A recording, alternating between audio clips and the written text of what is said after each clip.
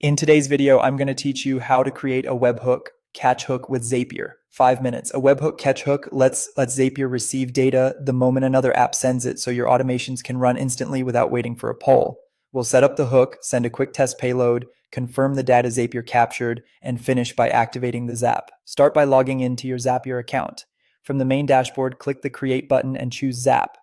This opens a new workflow where you define the trigger, the event that starts everything, and the actions that follow.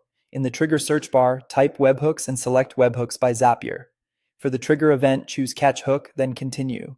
Zapier now generates a unique webhook URL. This is your endpoint, the address that will receive incoming HTTP requests. Copy it and store it somewhere secure. Treat it like a secret. Anyone with this URL can send data to your Zap, so avoid sharing it publicly or committing it to code repositories. Click Continue, and you'll see Zapier waiting for a test.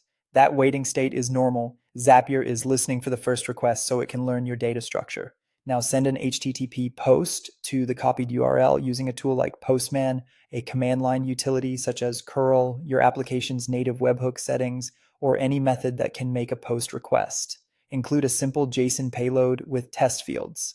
Think of clear key names like name, email, or order ID, and set the content type header to application/JSON. Use sample values only. Don't include real personal or account information in test data.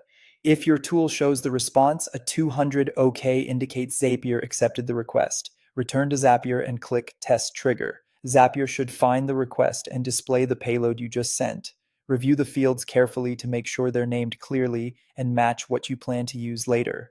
Consistent descriptive keys make mapping much easier. If something looks off, resend a corrected test payload and test again until it's right. With a clean sample in place, build the rest of your Zap by adding the action or actions you need, then map the fields from the webhook to the destinations you care about. Give your Zap a clear name so it's easy to manage later.